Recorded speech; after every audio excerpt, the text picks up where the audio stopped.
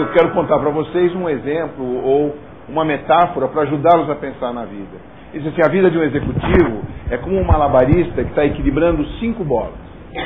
Uma das bolas que eu estou jogando aqui é a bola da vida. A vida, da minha saúde, né? A outra bola é a bola dos meus amigos. A outra bola é a bola do trabalho, a outra bola é a bola da família. E a outra bola é a bola da minha alma. E eu estou jogando aqui as 5 bolas e de repente eu percebo que elas não são todas iguais. Dessas 5 bolas, só uma é de borracha, que é a bola do trabalho. O que significa que se eu estou jogando ela aqui e ela cai, ela pinga, quica.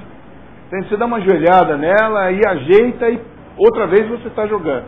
Todas as outras bolas, a da alma, a dos amigos, a da família, a da vida, são de vidro. Cada vez que elas caem no chão, elas trincam ou quebram. Pior ainda, quando cai no chão, pelo peso, ela fica no chão. O teu esforço para continuar equilibrando as outras 4 e apanhar aquela que ficou no chão é muito grande.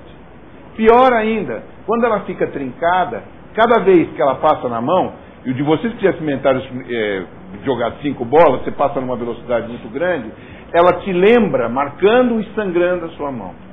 Então, a única bola que é recuperável é a bola do trabalho, porque ela bate e volta. Cada vez que você tem um distúrbio nas outras bolas, a recuperação desse distúrbio e as cicatrizes que ficam são definitivas. A do trabalho, ela pinga e você pega de novo. Você não quer deixar com que as bolinhas que caem e quebram, caiam e quebrem? Faz um pacto com elas. Por exemplo, você pode de repente até acertar com essas bolinhas, você não vai jogar elas durante um período. Mas tem que pactuar com o outro. Porque se for só unidirecional, o outro não entende. Então, eu acho que tudo fica mais fácil quando a gente fala com as pessoas. Ao falar em carreira, dá para juntar hoje carreira e vida ou essa é uma conversa romântica para um final de quarta-feira?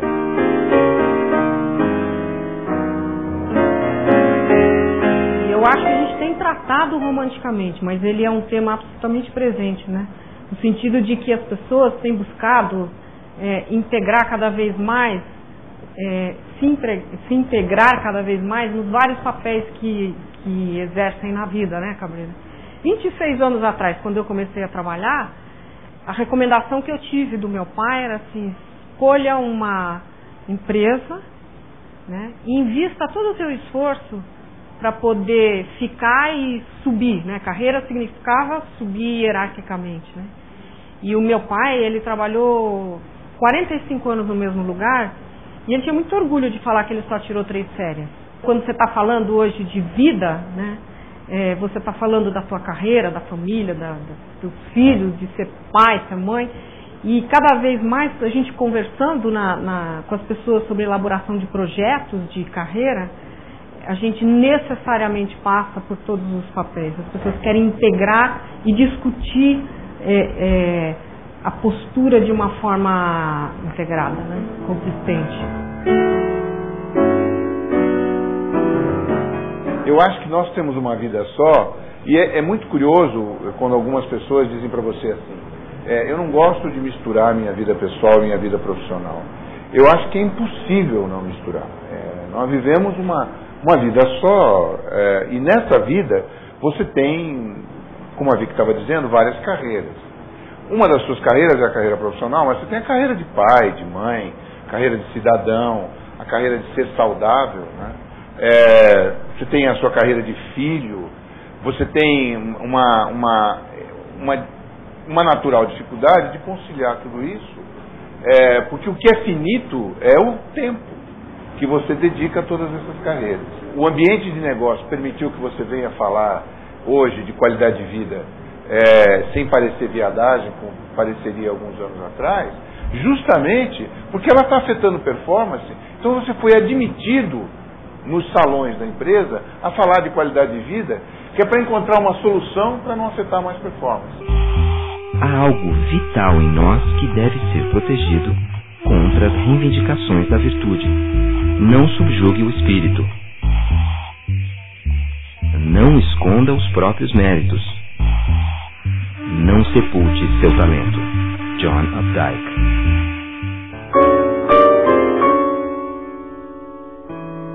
Cabreira, quando alguém vira para você e diz assim, olha, aquele cara é um cara que fez uma belíssima carreira. Como é que você definiria hoje o que é uma belíssima carreira? Acho que tem duas definições. Tem a minha, né, que eu quero colocar, mas tem essa quando o sujeito diz assim, Cabreira, esse cara fez uma belíssima carreira. Em geral, é medido pela relação entre o tempo e a posição onde ele está. Em alguns casos pela acumulação de capital, né, ou acumulação de ativos, né, de quanto ele ganhou de dinheiro.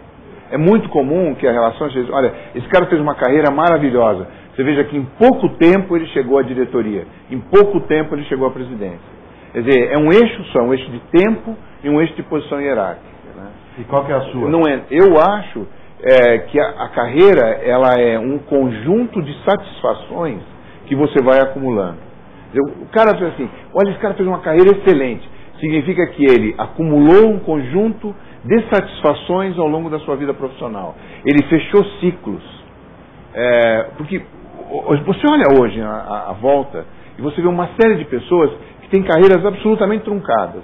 Você começa a conversar e a entrevistar, que é o que eu faço todo dia, né? E eu sempre falo assim, sabe que eu elaborei um projeto. Você fala assim, mas você começou, implantou, viu funcionando? Eu disse, não, eu participei da fase inicial. Depois eu fui fazer outra coisa, eu mudei para outro negócio.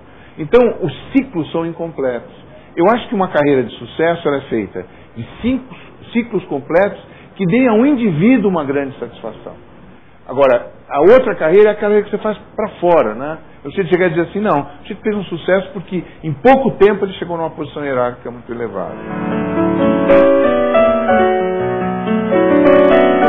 A conversa básica qual é? Eu estou muito feliz na minha carreira, significa o quê? Eu tenho tesão pelo que eu faço.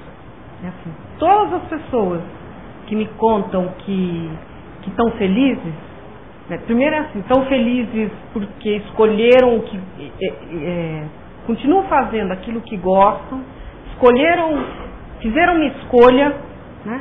Essa escolha está vinculada não só a um conjunto de atividades, mas a um conjunto de valores, né? E principalmente quando elas, além de estarem fazendo tudo o que gostam, estão bem em outros papéis, estão bem casados, estão bem com os filhos, esse brilha o olho, né? A beleza, como a felicidade, é frequente. Não passa um dia em que não estejamos, por um instante, no paraíso. Jorge Luiz Borges. Todos os meus filhos escolheram carreiras artísticas. Eu acho que eles tiveram opção. Eles escolheram não por pressão, não por conveniência, não por modismo e não por mercado.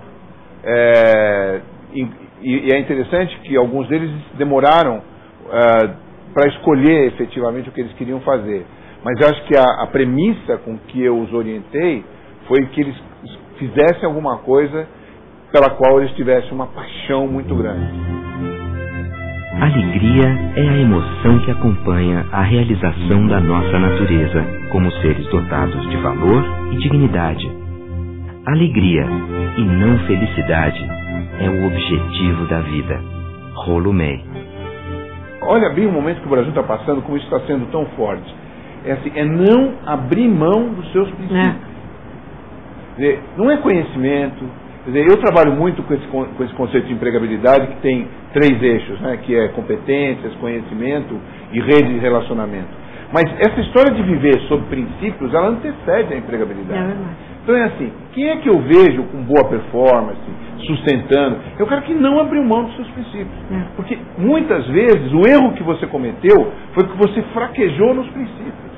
Não foi por falta de conhecimento, não foi por falta de competência, não foi porque você não tinha uma rede de relacionamento para apoiar, foi porque você decidiu fraquejar num princípio. E aí você amarga aquilo o resto da vida. Eu tenho essa experiência de pensar, algumas pessoas olharem e de repente se perceberem de um tempo de carreira assim, que são mortais, dado que nós estamos falando em vida. Tem várias situações em que isso acontece. a mais comum porque essa sensação da imortalidade, ela é característica de uma geração que teve muito sucesso em muito pouco tempo e que perdeu a dimensão humana efetivamente. E acho que nessa geração essa sensação, ele aprende que é mortal quando perde um amigo. Eu me lembro muito bem, vocês devem lembrar, o impacto que foi para uma jovem geração de executivos a queda do jato da TAM, que ele de repente percebeu que era absolutamente mortal. É incrível que o óbito daquelas pessoas provocou uma reflexão num conjunto de jovens que percebeu que estava conduzindo a sua vida como se imortal fosse. Agora, e tem gente que ainda acha que é imortal e divina, né? É uma sensação pior ainda, porque o poder corrompe de tal forma que o indivíduo se julga um ente divino. Ele não erra, ele não pede desculpas, ele trata as pessoas com superioridade divina e sem nenhuma parte do amor divino, né? Então é uma sensação muito forte quando o poder chega cedo e em grande quantidade. Para muitos, o trabalho é a religião eficaz, uma ocupação ritual e uma orientação inflexível que permite imaginar que o problema da morte pessoal foi resolvido. Alan Watts. No mundo romano, aqui quem estudou essa área se lembra, no Império Romano, todas as vezes que um general entrava na cidade, né, de Roma e tinha que deixar suas tropas do lado de fora, né, no campo de Marte, né, no campo do deus da guerra, ele tinha que entrar sozinho para ser aclamado na vitória.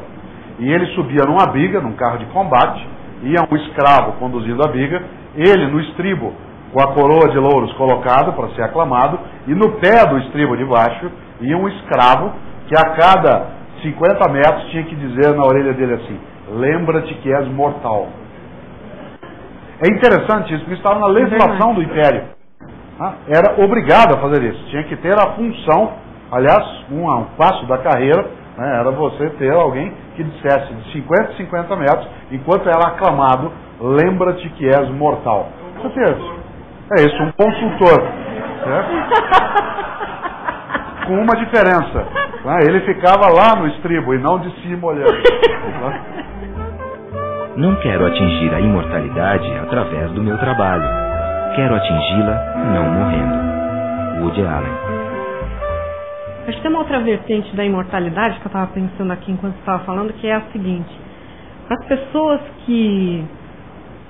Estou fazendo um depoimento pessoal agora. Para as pessoas que adoram o que fazem, a sensação que você tem é de que a vida é eterna. Que você vai poder continuar fazendo isso sempre. Que não há um limite para isso, né? E eu acho que quem tem, pessoalmente, e acho que isso vale para quem gosta do que faz, quem tem me ajudado sempre a perceber que a gente é mortal, é o outro que senta na minha frente, né? Quando ele senta na minha frente e fala do limite dele, né, ou da mortalidade dele, eu falo assim, pode acontecer comigo também, né? Então eu acho que assim, uma vertente é a vertente do camarada que perdeu a noção da realidade porque ele está no poder, a outra é do camarada que faz a coisa com tanto tesão que ele acha que isso é impossível de terminar. Você vai continuar fazendo isso, sei lá. Essa sensação que eu tenho.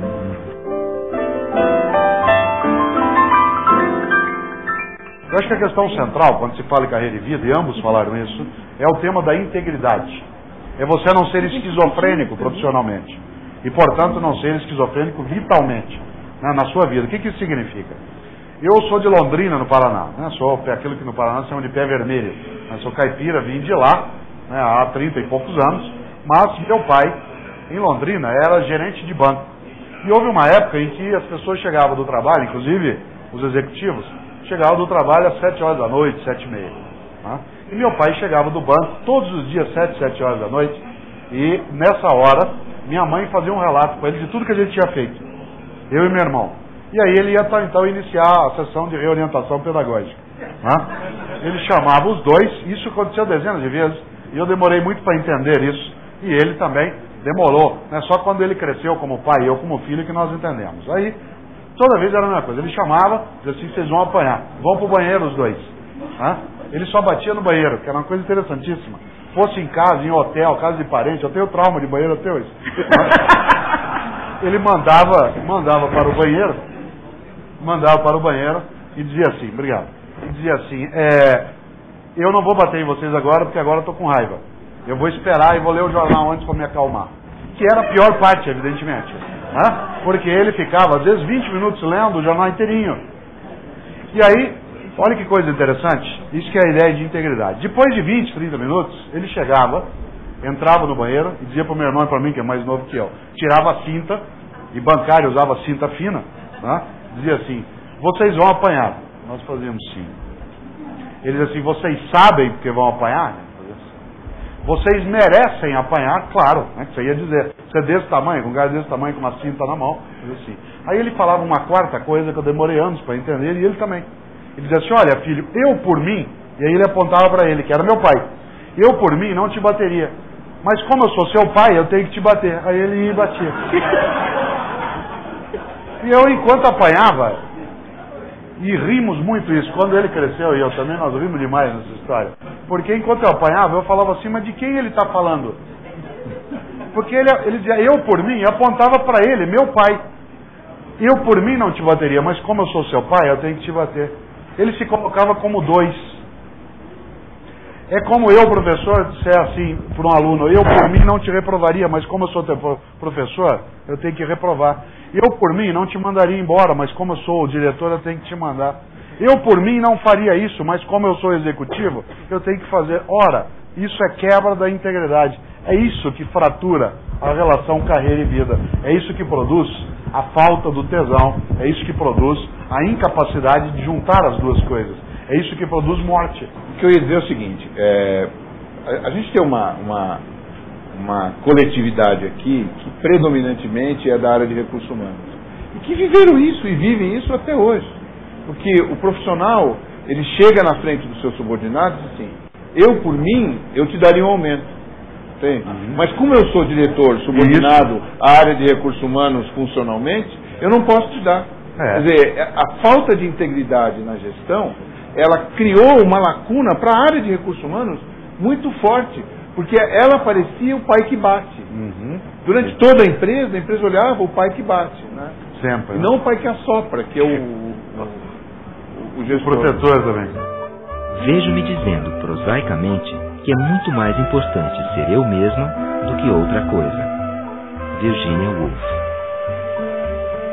Deixa eu compartilhar com vocês a experiência que eu acabo sempre tendo com o jovem do curso de graduação da escola da Fundação Getúlio Vargas.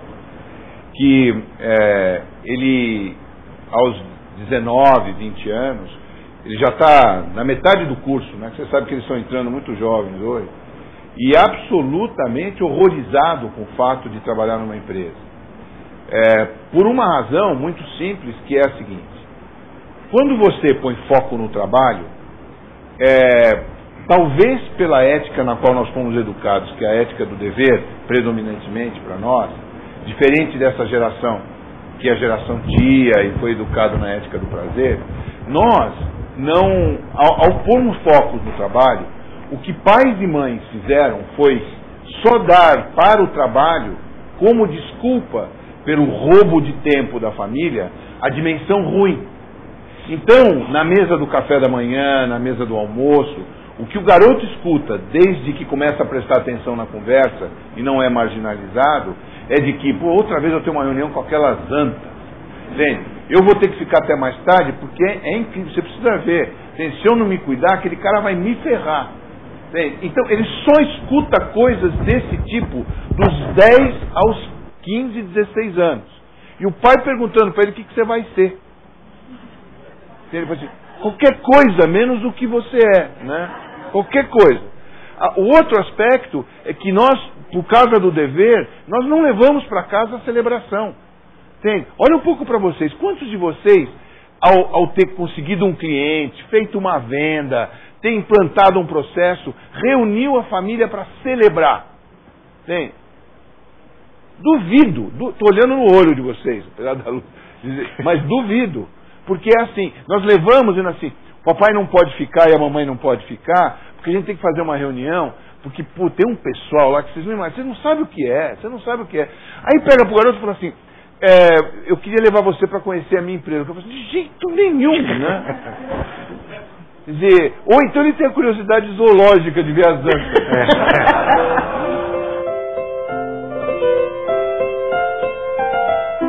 Eu acho que o mais importante nessa relação carreira e vida é o fato de que as pessoas se preocupam com isso. A tal ponto que este lugar está cheio de gente. Né? Muitas pessoas aqui estão, muitas outras gostariam de estar também. Né? E há uma possibilidade forte de se acreditar que há sim possibilidade. Só existe uma única situação em que você não vai adiante. É quando você perde, eu uso muito essa expressão, quando você perde a esperança. Mas esperança no sentido de esperançar, porque tem gente que usa esperança do verbo esperar. Né? E esperança do verbo esperar não é esperança, é espera. Eu espero que dê certo, eu espero que resolva, eu espero que funcione. Isso não é esperança, é espera. Esperançar é ir atrás, é se juntar, é não desistir. Nesse sentido, eu acho que o mais importante num diálogo pertinente como esse, e eu agradeço especialmente, né, a conversa aqui com a Vicky e o Cabreira, é a possibilidade de nós estarmos um pouco alimentando a nossa esperança. Pela valorização do indivíduo pelo que ele é, independente de sexo, raça ou status. Pela formação de equipes humanizadas em nossos ambientes de trabalho. Por uma abertura maior em todas as nossas relações. Por um relacionamento estreito, respeitoso, equilibrado e recíproco com a natureza. Pela valorização dos bens materiais, somente quando melhorarem a qualidade de nossa vida pessoal. Por uma distribuição mais justa desses mesmos bens. Por uma sociedade onde as necessidades humanas tenham prioridade. A equipe da DBM lhe deseja um 2002 muito mais alegre e feliz.